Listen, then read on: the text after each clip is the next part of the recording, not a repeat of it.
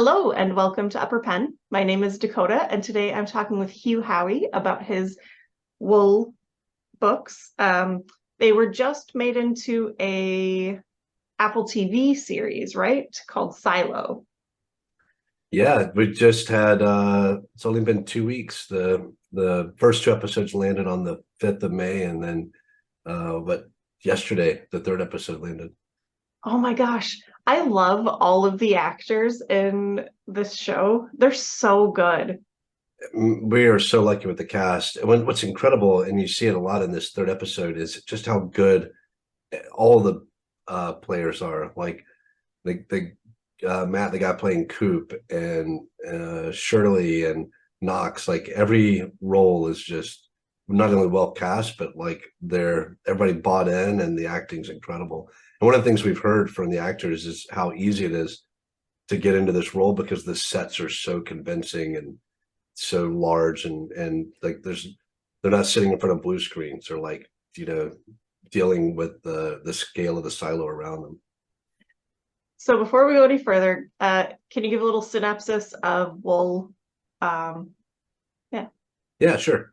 It's takes place in a future where the last remnants of humanity are living underground, and they've been there so long they have no idea how they got there, who built the place. The outside world looks terrible, and anyone who inquires too much is sent out into exile where they die publicly and horrifically.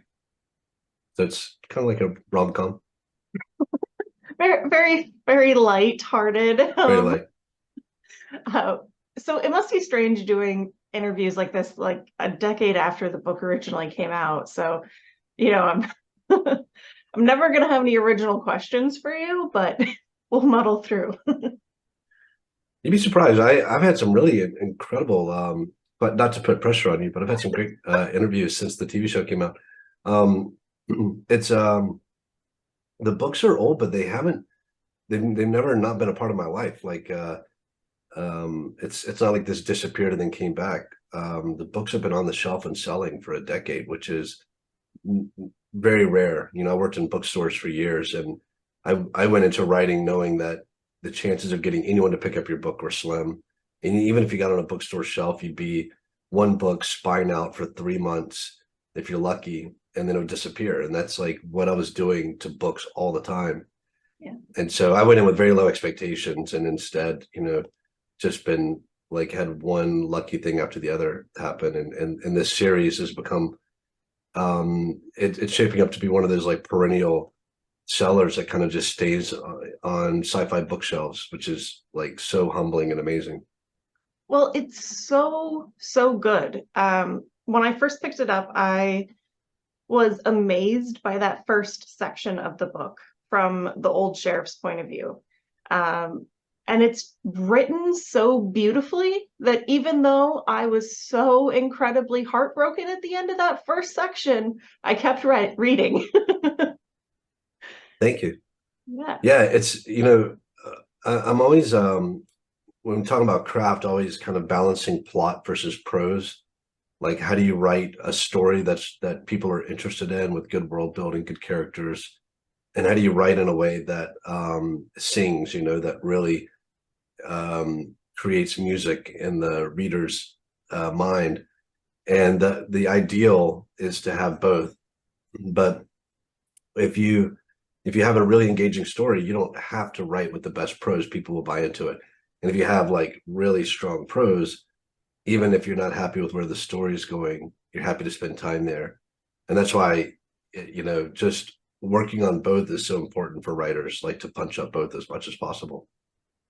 I was so impressed because the way the Apple TV show kind of makes it is like this dystopian world. And when I first saw previews, I was like, oh, this is really cool. Like, I love this idea. Um, and then I read the book and it is so lyrical. Like you took your time and I feel it in it. So like kudos for you. That must have been really difficult to kind of like punch up the writing.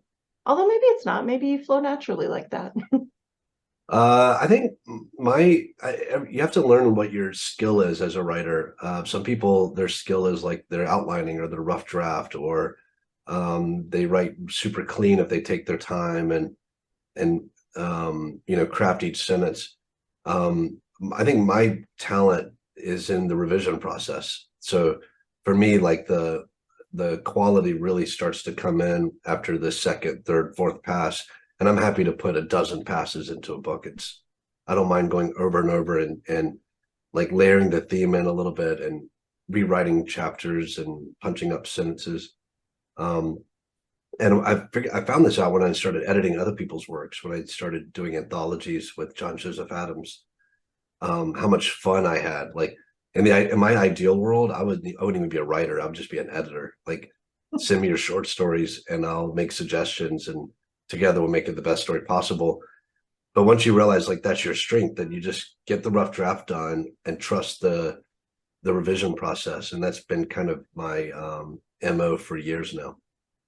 That's amazing because a lot of writers seem to loathe that revision process. They're like, oh, I'm done with this story. But it takes so much more to finish a good book. Like it does take several passes and usually more than one set of eyes. So, Yeah, that's having good editors and beta readers is so critical. yeah. Um, so going back to the Apple show, I guess how did you get approached for selling this story? I first got approached. It was actually while the book was still coming out. I don't think the fifth part was out yet. So the whole novel had been published, and it was kind of going to auction because the first four parts were all in the top 10 on the Amazon charts, which people watch. I got an agent. My film agent had a copy of the whole manuscript, even though I hadn't published it yet, and was sending that around Hollywood. And then like a bidding war was going to break out, and which is like the two best words any author could ever hear is bidding war.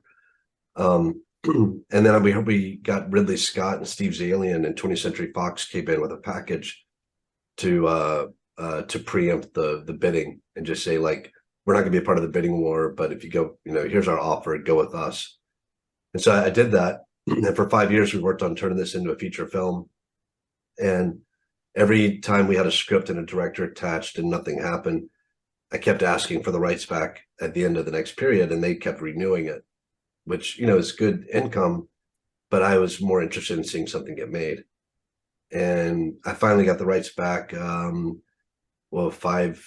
or 6 years ago, and we did a whole nother round, this time with TV, and the world had changed. Like streaming really came into its own while I was dealing with the Ridley Scott adaptation.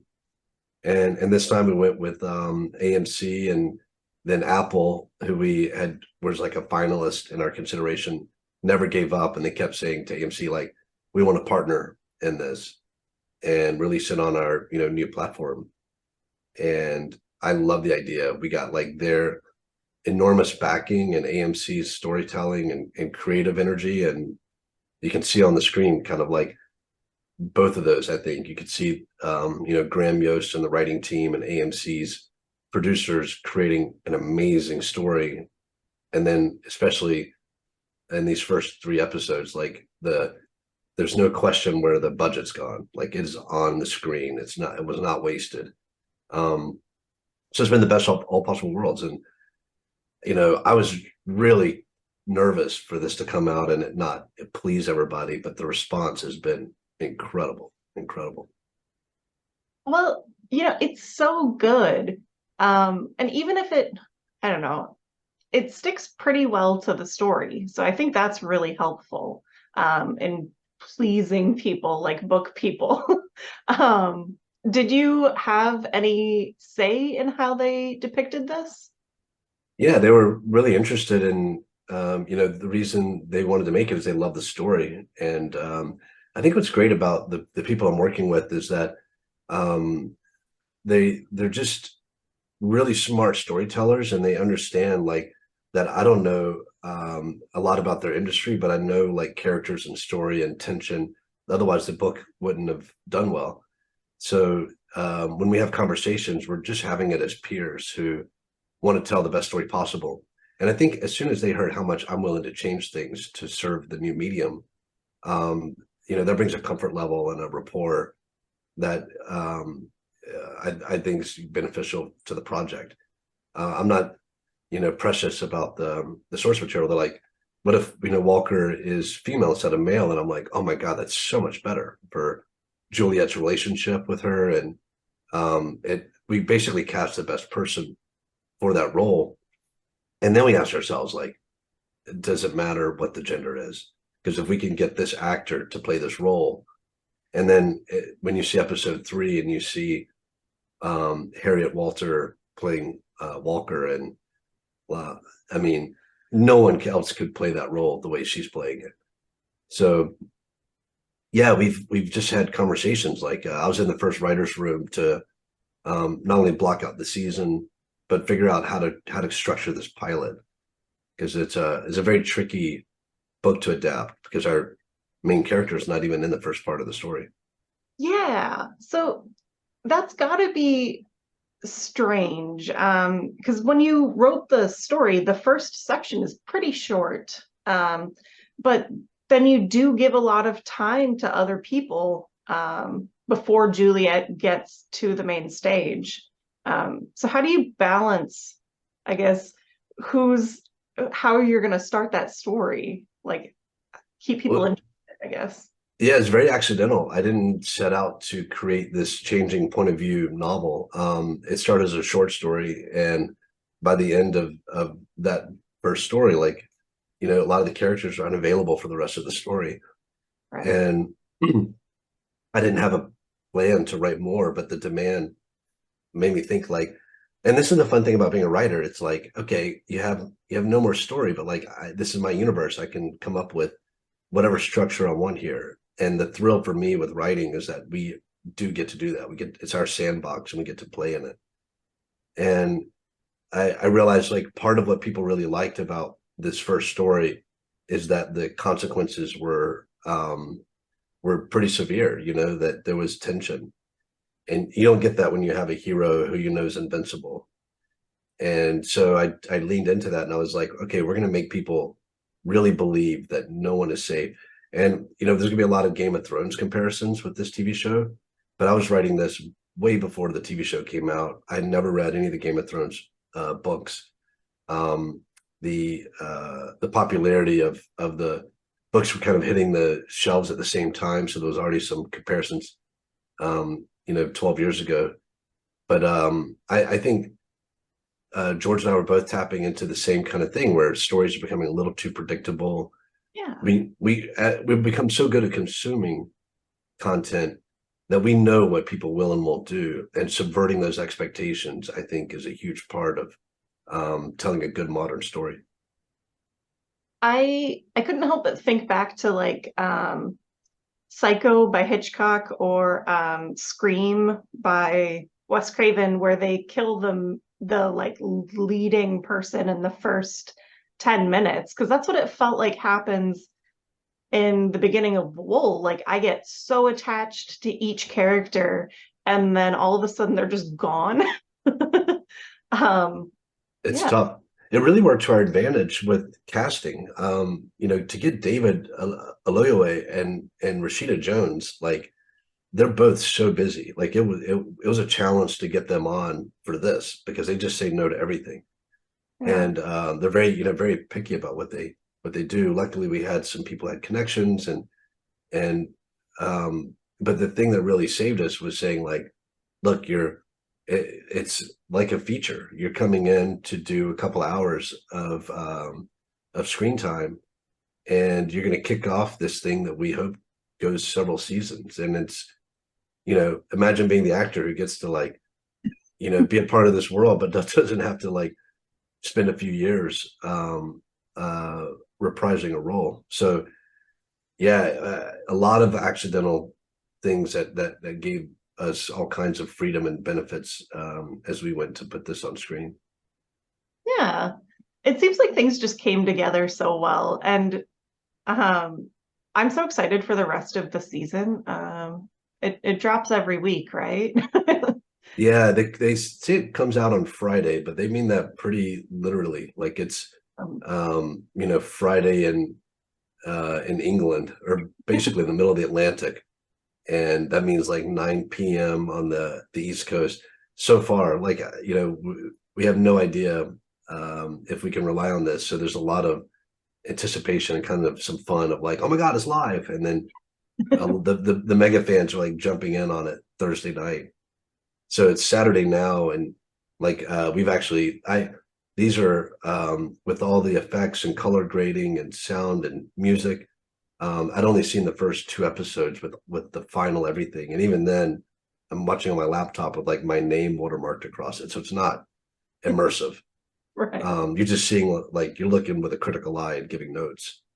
And I've seen the picture lock cuts with the first 10 episodes, but I didn't want to see like I kind of want to wait and watch it and be on the ride with the viewers. So my wife and I like Thursday nights, silo night now. Like we're on the sofa.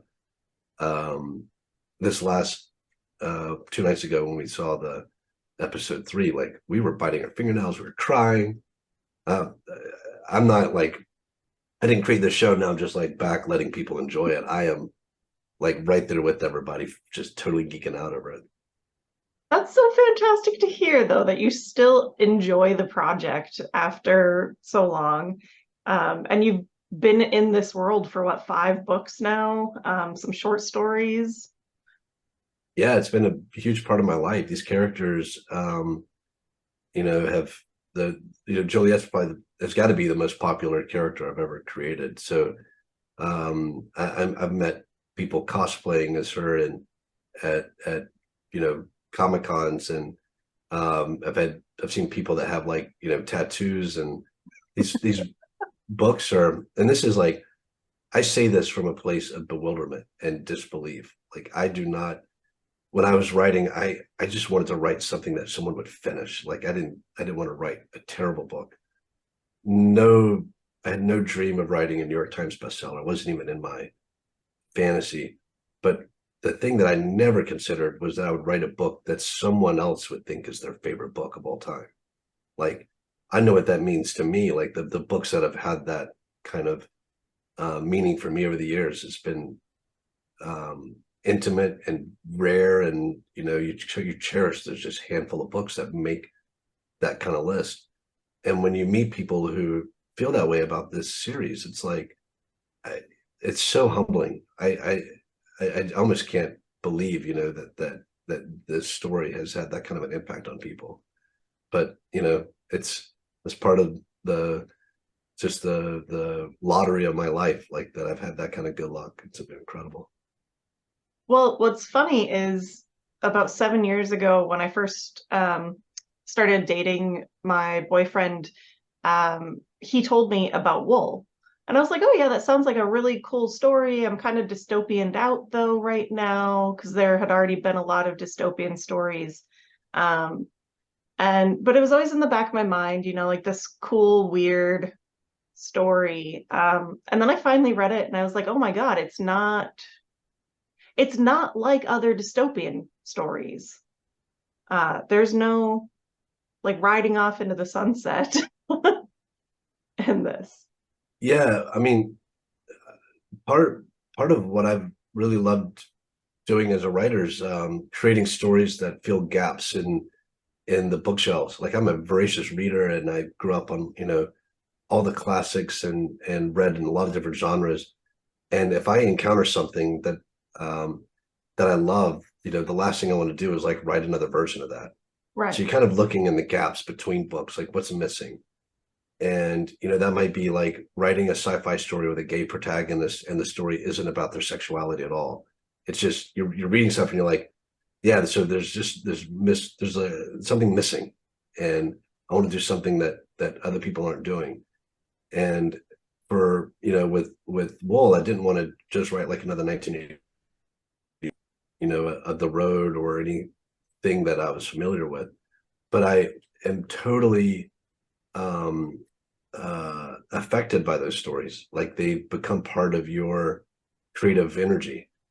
and it's hard not to draw from like all of your favorite stuff when you're creating. And that's the beauty. Like that's um trying to do something original that pays homage to the things that you love is such a fun, kind of knife's edge to try to balance on. Yeah.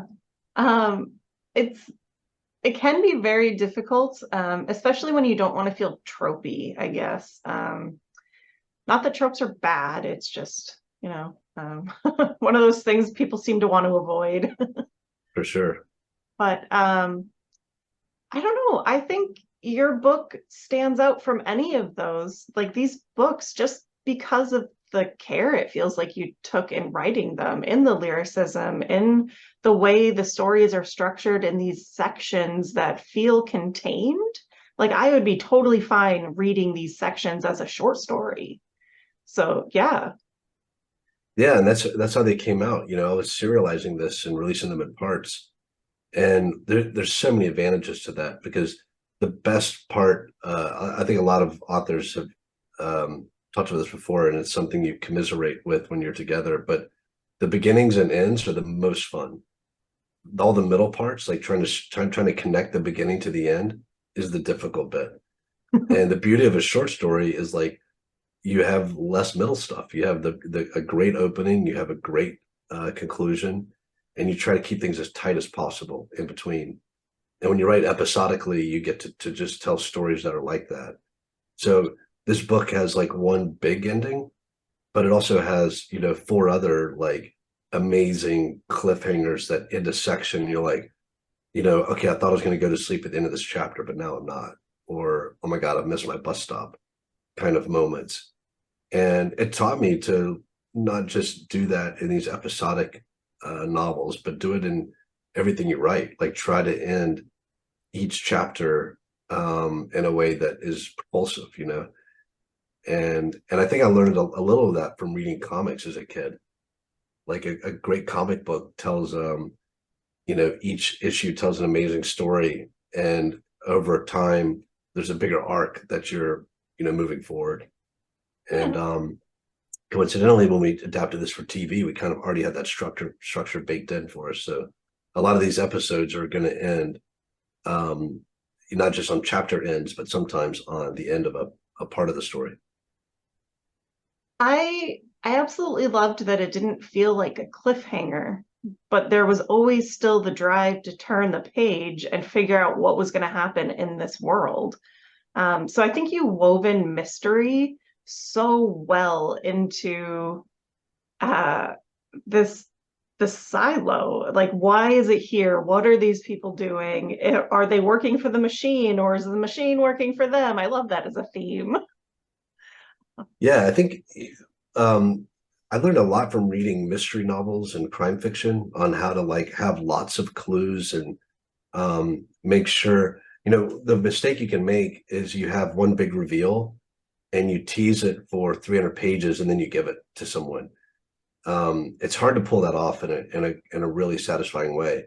But if you layer your story with like 20 reveals and you're constantly giving them something but raising another question, as long as it's logical and done deliberately and carefully, it's one of my favorite reading experiences and something I try to engineer in my writing.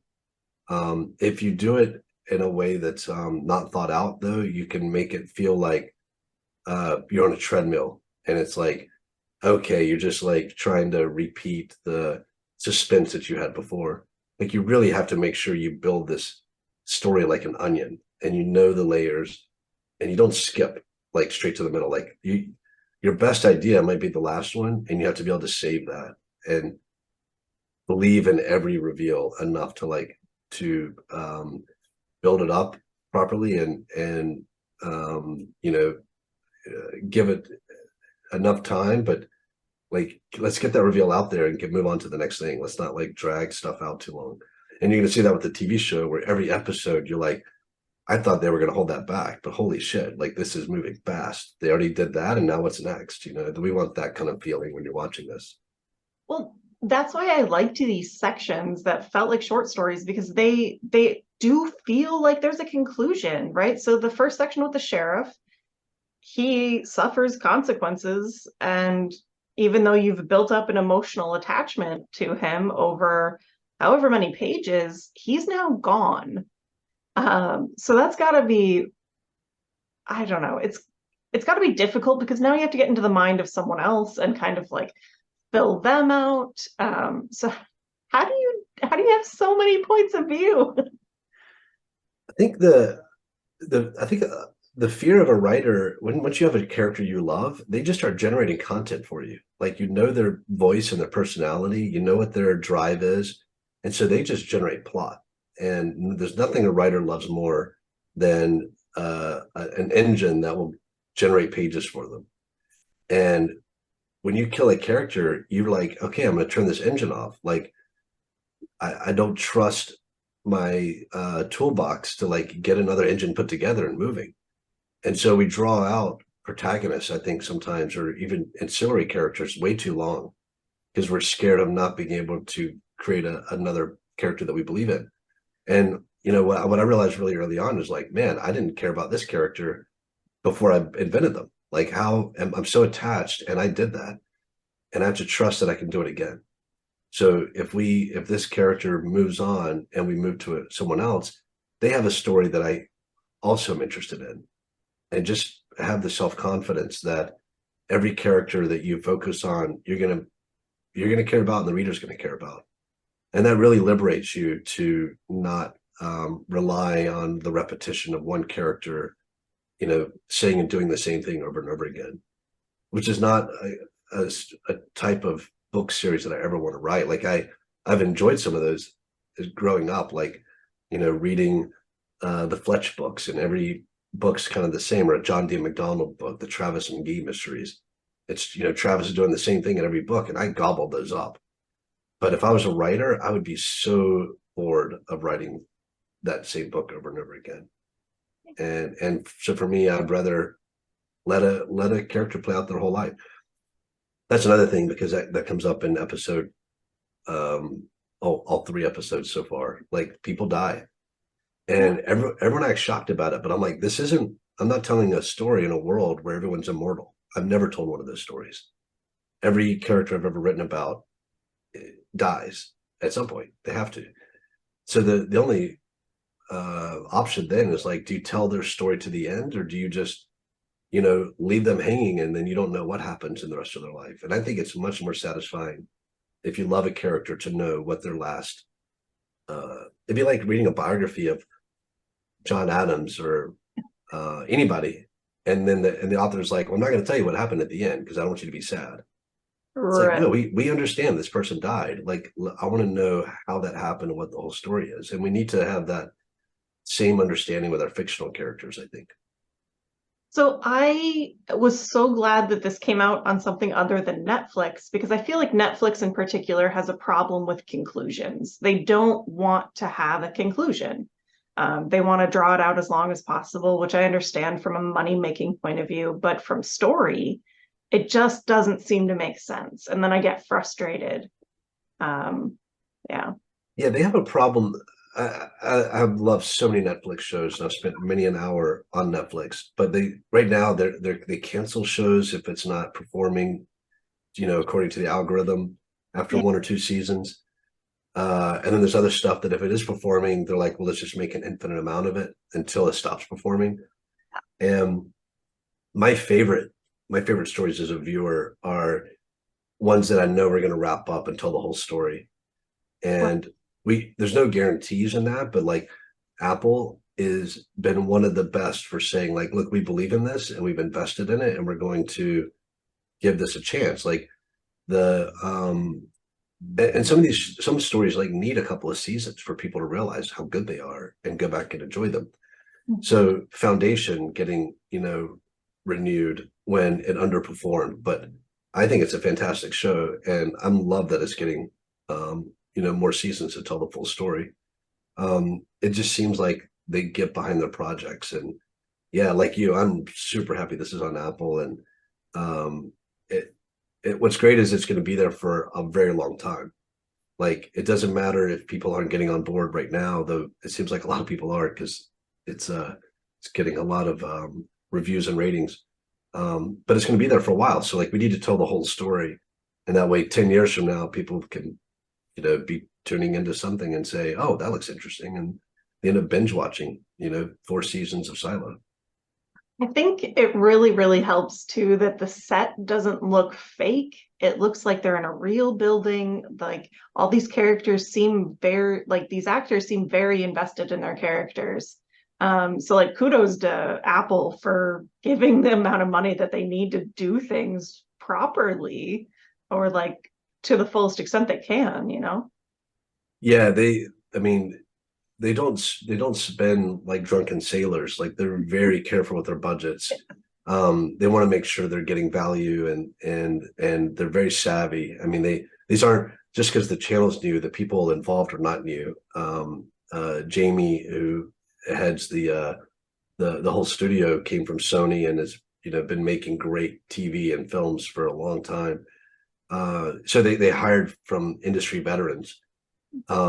But they don't have to make compromises. So when they went to build the sets, they knew this is a very contained, literally show. If we can build the whole breadth of the silo and really flesh out the set, then we can do multiple seasons and get our money's worth. And they having that long-term vision and the pocketbook to do that was just the biggest benefit to the show and to the actors. Well, I think you're the biggest benefit, with the story and all, but we'll give it to Apple too. uh, Honestly, it's so funny. I'm getting so much credit for the show. Like I'm getting all kinds of fun like messages from friends and fans, but I feel like a passenger on this journey. Like I feel like a tourist, and which makes it more fun for me because I don't feel uh, I don't have like my ego attached to the TV show, and that lets me really promote it in a way that I've never promoted my own books.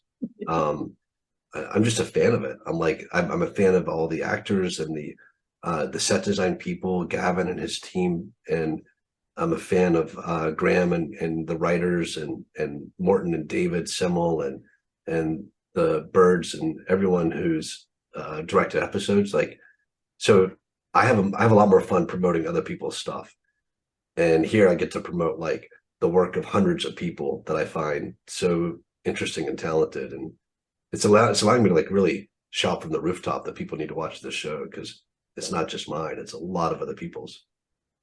I I did not want to get another streaming service, but for Silo, I did. I was like, I want to watch it though. Like I need to watch it. I appreciate that. The way streaming works now, like sitting on a subscription to something that you're not tuning into all the time, like cancel it for a few months. Like there's so much on Apple for people to watch. So you're waiting a week for an episode to come out. You've got to binge Severance. You've got to see Ted Lasso, For All Mankind, the morning show. Like there is so much there to look into. They won Best Picture for Coda. Like they're killing it. Like the of all the streaming services to win the first Best Picture, like no one saw it coming from Apple. I don't think Netflix or Amazon or one of these earlier streaming services, but they're just creating quality material. And I say this as a fan, like even before my show came out, I was just totally digging everything coming out on Apple, like the Mythic Quest, which is one of my favorite comedies out. So I'm glad you picked it up, but don't just watch it for Silo. Like binge everything, and if you have to switch up your streaming services down the road when something else is out, like it only takes a few minutes to suspend something and start something else new. Well, in between episodes, it's The Fall of Mankind and Foundations because I didn't get to watch it when they originally came out. So I was like, now I do. Yep, a lot to catch up on. Yeah. I'm glad that as frustrating as it must have been to hold on to the hope that this would be made into a movie for like 5 years, I'm glad it's a whole series, if that makes sense. Yeah, me too. I mean, like if we'd done a feature, there's a chance if it would have done well, you could do a trilogy and tell a lot of the story, like a Maze Runner or Hunger Games kind of thing. But I just love not only do I love the serialized format, I'm enjoying the weekly release. Like if you want to binge this, you can do that later, which I'll probably do as well. But all the time in between, you and I are talking, and we still have like 2 months of episodes to come out. So we're getting to process our emotions along the way. I get to watch people have theories in between, and we're all at the same stage of having theories. No one's jumping ahead and saying, I already know the answer to this. It's a such a fun ride, and I'm so glad that it's not like you watch 10 hours of this and then you move on to the next thing. It's less of a flash in the pan and more of like having its moment. It's 2023, and that's when the first season came out, and just like the OG fans of the books who remember when they were waiting on the next chapter to release, like those of us who are really enjoying Silo right now are going to remember what it was like to go through this first season together. So one of the other things that I like to talk about is you are an indie publisher or author, because the books didn't come out through one of the big five, right? You release them as these short stories. So how is that transference from like kind of indie to New York Times bestseller or like Yeah, it was weird because the novel was self-published when it hit the New York Times list. I think it hit it like it hit it self-published, and then later when we did a deal with Simon and Schuster, it went back onto the list because we went on a big book tour. And it was a new audience, it was like a different shopper. Um, and then I did my first publishing deal in the UK with Random House, and so they released a version there. And I was still self-published everywhere else, and so I got to kind of feel what it was like to work with a publisher and work with bookstores in the UK. I've enjoyed experimenting and just trying different stuff with lots of different people.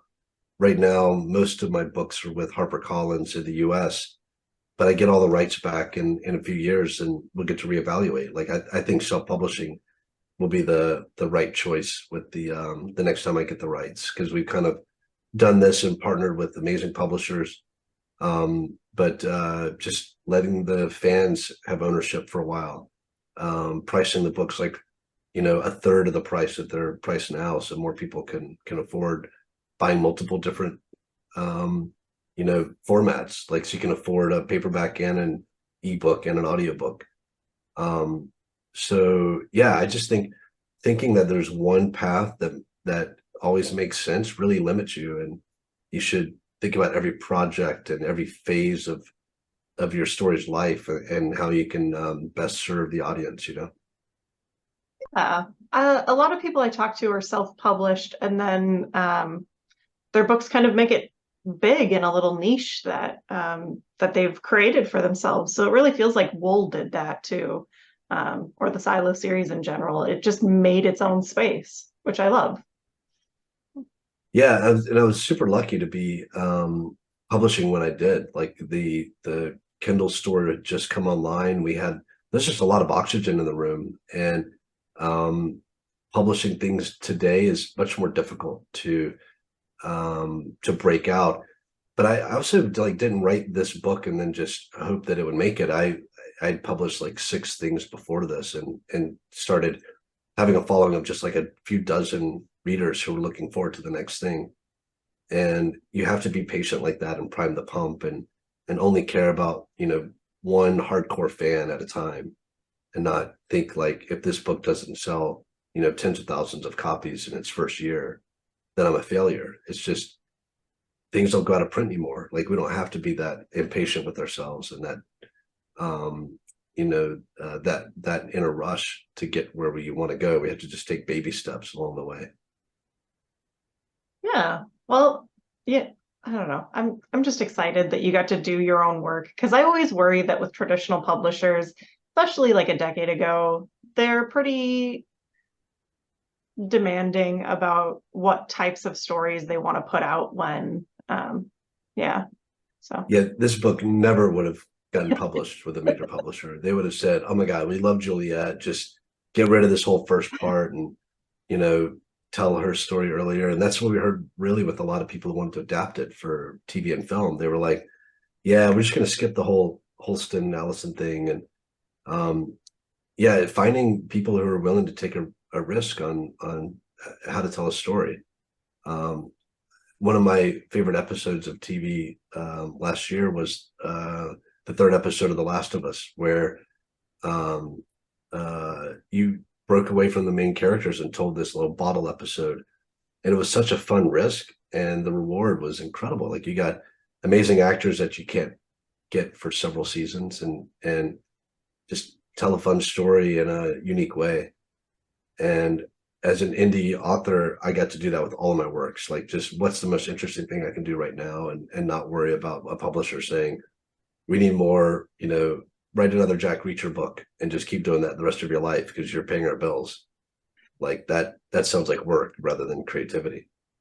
Yeah. It honestly, the formulaic books are nice to go to when you want like a comfort read or like something quick, but I don't know. They sell easy, but it doesn't feel um like they take as much care as you did. It just feels like there's a lot of work that went into these books. So yeah. Thanks. Yeah.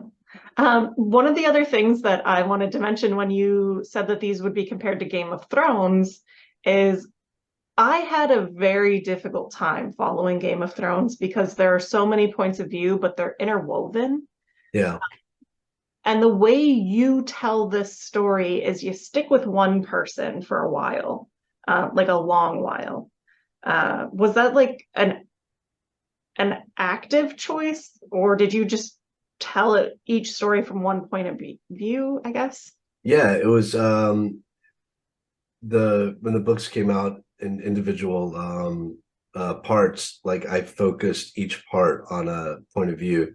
And they got longer as it went along. So the first one became the first episode of the TV show, just Holston and Allison.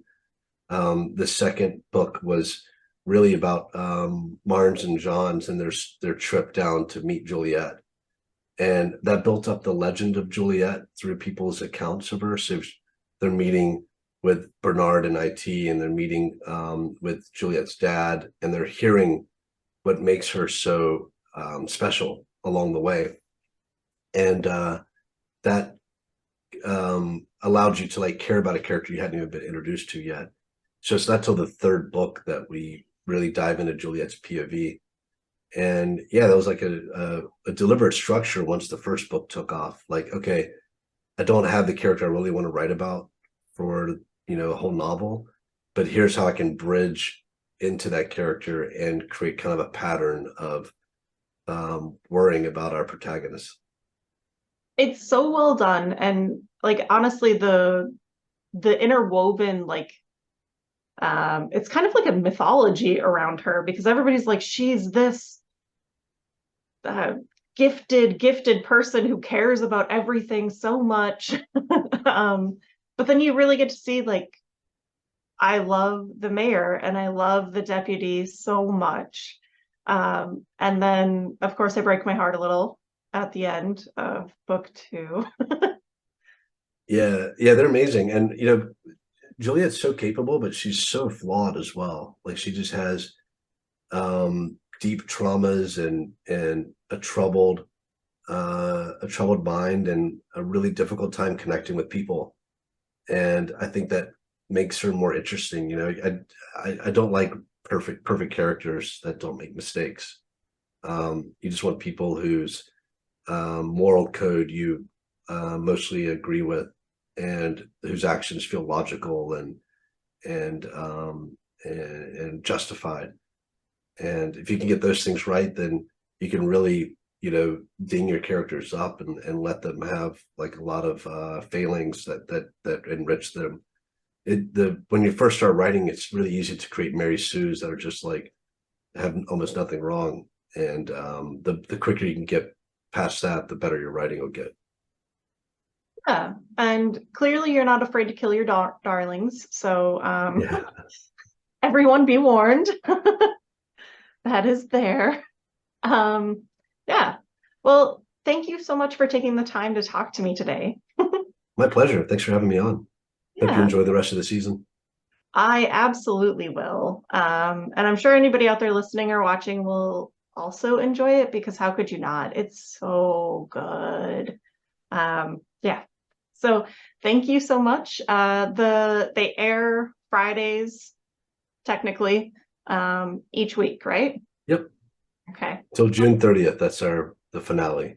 And then I have to wait like a couple of years before the new season or what? I hope it won't be that long. All right. Well, thank you. Thanks, Dakota. Have a great day. Cheers. You too.